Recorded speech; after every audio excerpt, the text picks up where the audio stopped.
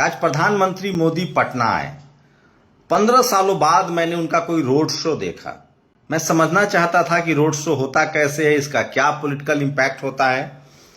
सोचिए, इस देश की विदेश नीति फेल है। पिछले 10 सालों से मीडिया आपको रोज बताता है देश का डंका बज रहा है, विदेश में डंका बज रहा है, भारत में विदेश की साख बढ़ी है। सच्चाई है कि हमारे पासपोर्ट की रैंकिंग नीचे चली गई और अभी जब हमारे सेना ने पाकिस्तान के आतंकी ठिकानों पर हमला किया तो 70 देश की यात्रा कर चुके प्रधानमंत्री मोदी के साथ कोई देश खड़ा नहीं हुआ। यहां तक कि हमसे सबसे पुराना दोस्त रूस ने भी कुछ नहीं बोला। अमेरिका ने डंके की चोट पर कहा कि हमने भारत को और पाकिस्तान को बिजनेस का डर दिखाकर डांट कर सीज फायर करवाया है, जबकि टीवी अखबार आपको क्या बता रहा था कि दुनिया में डंका बज रहा है, भारत का नाम सबसे आगे चल रहा है। सच्चाई यह है कि हमारी आर्थिक स्थिति गड़बड़ हुई है। 80 करोड़ लोग अभी भी 5 किलो राशन पर है। तो इसका मतलब है कि सब कुछ इवेंट मैनेजमेंट है। नमस्कार, मैं शंभू कुमार सिंह और आप देख रहे हैं नेशनल दस्तक। एक अरुण शौरी, बीजेपी के ही नेता, प्रेस क्लब में एक बार वो बता रहे थे कि नरेंद्र मोदी के साथ जब आप मीटिंग करेंगे तो वो कहते हैं कि कोई आइडिया लाओ, ऐसा आइडिया जो मतलब लोगों को आत्ममुग्ध कर दे।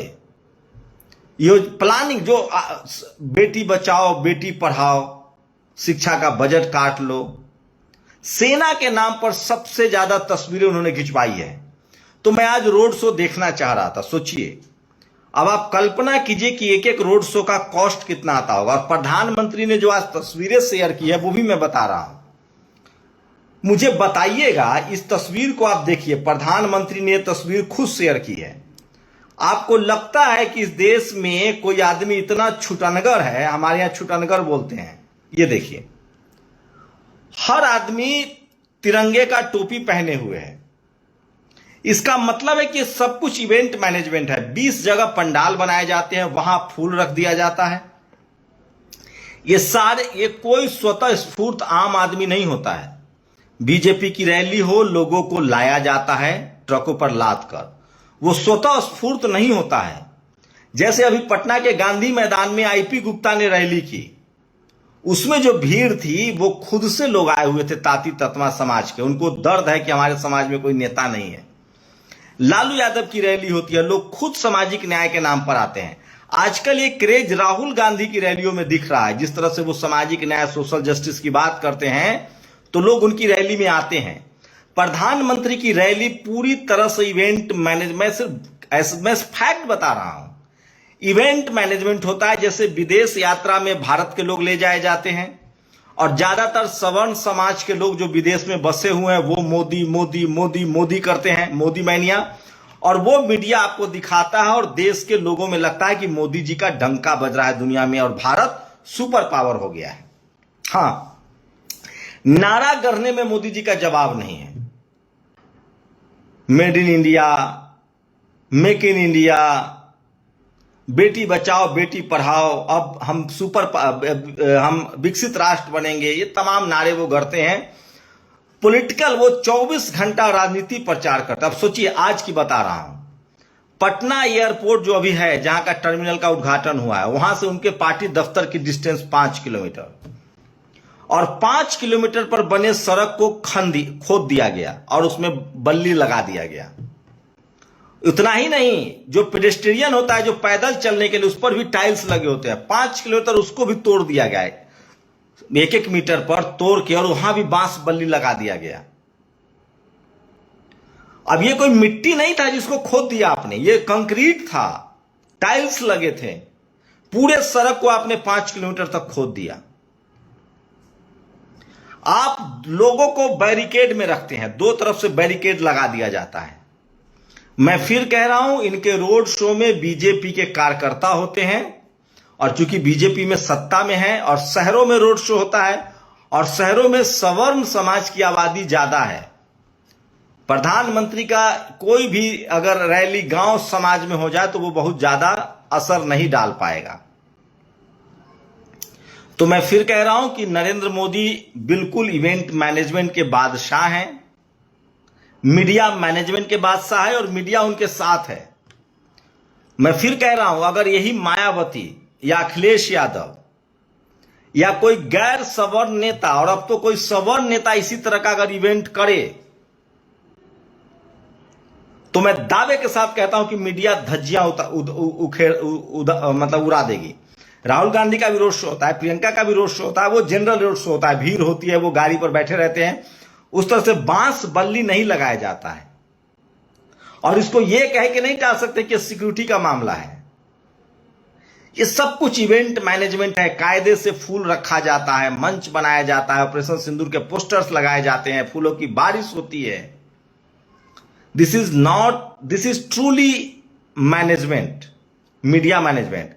और मीडिया इसलिए नहीं दिखाएगा इसके खिलाफ, ये सब बातें नहीं करेगा, क्योंकि मीडिया की जाति, मीडिया में 99% पत्रकार किस जाति के हैं, और आरएसएस उसी जाति का संगठन है, और ये सरकार उसी संगठन की चल रही है, आरएसएस समर्थित सरकार है ये। तो मीडिया कभी इसके खिलाफ नहीं जाएगी और न कहीं से कोई आवाज आएगी। अभी सोचिए, एयर चीफ मार्शल, उन्होंने एक बड़ा बयान दिया है कि हमारा कोई भी डील समय से पूरा नहीं होता है। मैं नहीं कह रहा हूं, सीआईआई के मीटिंग में एयर चीफ मार्शल जो भी वर्तमान में है, उन्होंने कहा है। आप ऑपरेशन सिंदूर कह रहे हैं, ये तो विपक्ष चुप है और मीडिया दिखाता नहीं है, सोशल मीडिया पर ये लोग बोलते नहीं है। अच्छा, बीजेपी की एक और पॉलिसी बता रहा हूं, बीजेपी कभी भी बड़े नेताओं को जेल में नहीं डालती है, खासकर दलित। ये जो हम जैसे पत्रकार हैं, रिपोर्टर हैं, ये दहशत फैलाते हैं। छोटे लोगों को, 2-4 लोगों को बंद कर दो, उनके चैनल बंद कर दो, उनको जेल में डाल दो, ये सब चुप हो जाएंगे। डर का माहौल है। तो ये बिल्कुल नरेंद्र मोदी की रैली में पब्लिक नहीं होती है, आम लोग नहीं होते हैं। रैली में लोग लाए जाते हैं और इस तरह के रोड शो में पूरा इवेंट मैनेजमेंट होता है, उनके पार्टी के कार्यकर्ता होते हैं और वो पूरी तैयारी से आते हैं। और हाँ, मीडिया मैनेजमेंट उनका बहुत तगड़ा है। एक एक चीज को टेलीविजन पर पूरे देश में दिखाया जाता है ताकि उसका असर पड़े। लेकिन ये एक चीज बड़ी गलत हो रही है। सोचिए, 2014 में नरेंद्र मोदी सत्ता में आए, 2015 में लोक विधानसभा चुनाव बिहार में हार गए। तब नीतीश कुमार और लालू जी साथ थे। तब पिछड़ा बनाम अगरा का चुनाव हुआ और हार गए मोदी जी। उसके बाद 2019 में भी वो पुलवामा अटैक हुआ, उस पर उन्होंने वोट मांगा सेना के नाम पर, फिर वो चुनाव जीत गए। लेकिन बिहार में वो फिर चुनाव हारते, उनकी सरकार नहीं बनी, तेजस्वी यादव थोड़े से चूक गए और नीतीश जी ही मुख्यमंत्री बने। जबकि गठबंधन में बीजेपी और नीतीश गठबंधन में लड़े थे और आरजेडी ने शानदार प्रदर्शन किया था। अगर कांग्रेस ने कायदे से सवर्णों को बहुत ज्यादा 50% टिकट न दिया होता और कांग्रेस ने अगर 30 सीटें जीत ली होती तो सरकार तेजस्वी यादव की बनती। इतना ही नहीं, अब वही स्थिति है। सोचिए, और 2024 के चुनाव में बीजेपी फंस गई और 400 का पार 241 पर रुक गई। और नीतीश कुमार में गठबंधन में होते इधर तो सफाया हो जाता। तो ये बिहार का चुनाव है, अभी सबसे पहले अब बिहार में चुनाव होगा, उसी को लेकर ये सारी तैयारी है। बिहार के बाद चुनाव असम में होगा, फिर बंगाल में होगा और फिर यूपी में होगा। मजेदार होगा। लेकिन अब कम से कम विपक्ष बोलने लगा है, खूब बात करने लगा है। सोचिए, आज नरेंद्र मोदी ने एक भाषण दिया कि बंगाल में ममता बनर्जी के समर्थक घर जलाते हैं, हमला करते हैं। सच्चाई है इसमें और पुलिस देखती रहती है। यही बीजेपी शासित राज्यों में होता है, जो उनके प्रतिद्वंदी है उनके साथ, दलितों के साथ, पिछड़ों के साथ, किसानों के साथ, अल्पसंख्यकों के साथ। तो ममता बनर्जी की पॉलिटिक्स हो या नरेंद्र मोदी की पॉलिटिक्स हो, एकदम सेम पॉलिटिक्स है। आप गांठ बांध दीजिए। पहले कांग्रेस भी इसी अंदाज में, लेकिन कांग्रेस इतना इस तरह से नहीं करती थी। लोक लाज का दौर था, मीडिया वाले को जेल में नहीं डालते थे, प्रोटेस्ट होने देते थे। वो आलोचना को कांग्रेस सुनती थी, नहीं तो अन्ना आंदोलन नहीं होता, रामदेव का आंदोलन नहीं होता।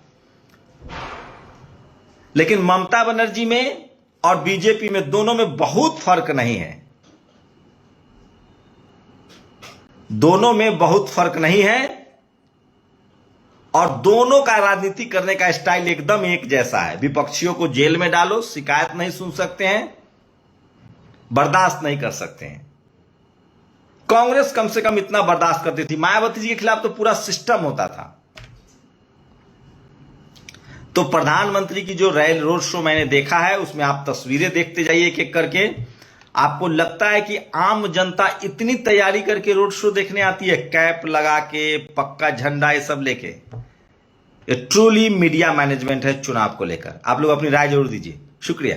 दस्तक की आपसे गुजारिश है कि अगर इसको बचाना चाहते हैं तो नेशनल दस्तक को सब्सक्राइब करने के लिए रेड कलर के सब्सक्राइब बटन को दबाएं, फिर बेल आइकन की घंटी दबाएं। नेशनल दस्तक को बचाने के लिए बहुत जरूरी है कि हर खबर को शेयर करें, लाइक करें, कमेंट जरूर करें।